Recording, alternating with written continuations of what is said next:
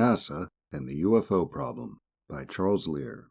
According to the sighting report forms filled out by Georgia Governor Jimmy Carter for the National Investigations Committee on Aerial Phenomena and the International UFO Bureau on September 18, 1973, he and 10 to 12 other men observed a UFO he described as a light that was, at one time, as bright as the moon, for 10 to 12 minutes in Leary, Georgia. According to the form, they were outside waiting for a 7:30 p.m. Lions Club meeting to start. During Carter's presidential campaign in 1976, a reporter from the National Enquirer asked him if he would release all the information the government had on UFOs if he was elected.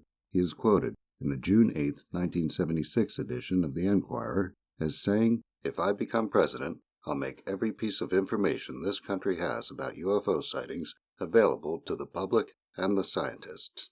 I'm convinced that UFOs exist because I have seen one." When he was elected, the White House began receiving letters from UFO enthusiasts who wanted to know when he was going to make good on his promise. One of these is included in the article by Philip J. Klass, headlined, "NASA, the White House, and UFOs," published in the spring-summer 1978 Skeptical Inquirer. Dear Mr. President, during your presidential campaign, you made the commitment that you, sir, would release to the American people all of the UFO secrecy now held in the archives of the federal government consisting of various agencies. Your article with this commitment appeared in the June 8, 1976 issue of the National Enquirer newspaper. I have voted for you mainly for this reason. I do faithfully hope you will not disappoint me as one of millions of citizens who has voted for you. Richard C. Henry of the Department of Physics and Astronomy at Johns Hopkins University, who was a deputy to NASA's Director of Astrophysics Division, Bland Norris at the time, wrote an essay about the situation. Henry was also an astrophysics consultant to the Aerial Phenomena Research Organization. According to Henry in his essay titled UFOs and NASA, published in the Journal of Scientific Exploration, Volume 2, Number 2, pages 93 through 102, 1988, this situation prompted White House scientific advisor Frank Press to reach out to NASA in a letter, and Henry included it as Appendix 1. NASA now had what Henry described as a hot potato in its hands, and getting rid of it would mean, in essence, saying no to the president.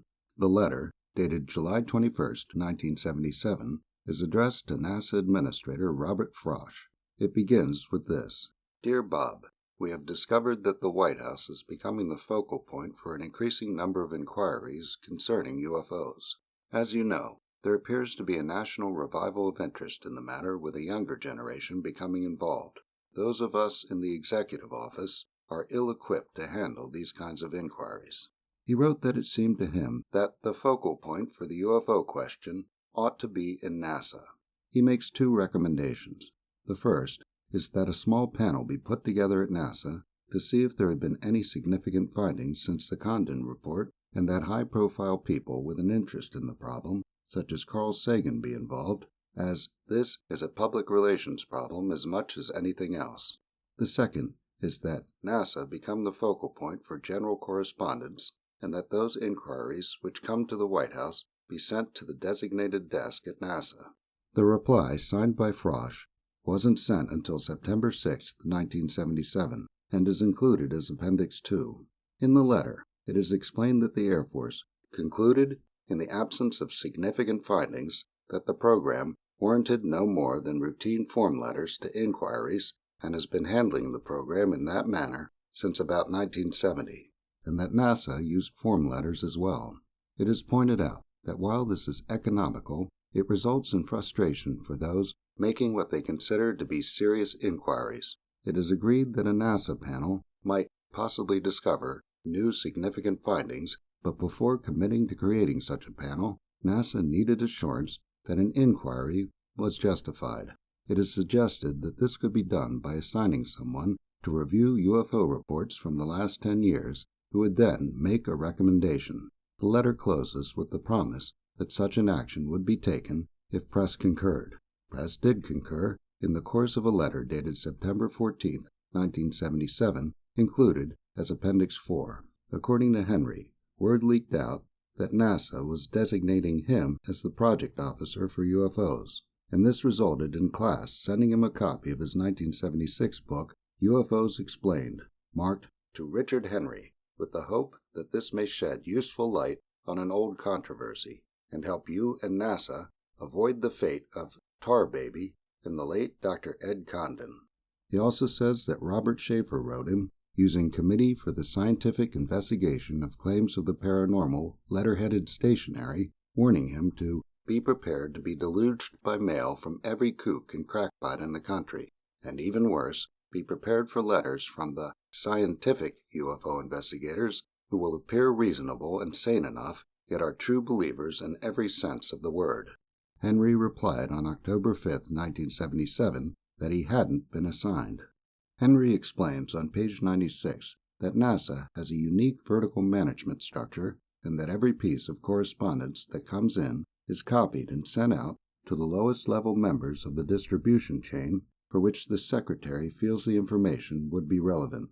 A draft reply is written, and this is sent up the chain and can be rewritten or edited at any point until it's finally signed and mailed by the addressee, who often reads the original letter for the first time. By the time the reply is sent out, it's not clear at which point the reply was finalized, and in matters of policy, it's not clear where any given policy originated.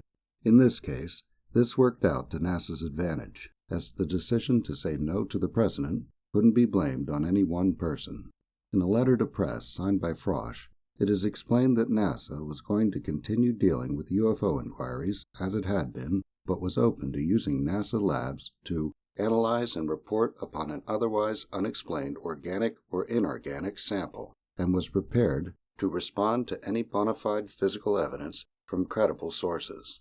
Due to an absence of tangible or physical evidence available for thorough laboratory analysis, and NASA's inability to establish a sound scientific procedure for investigating these phenomena, it is proposed that NASA take no steps to establish research in this area or to convene a symposium on this subject.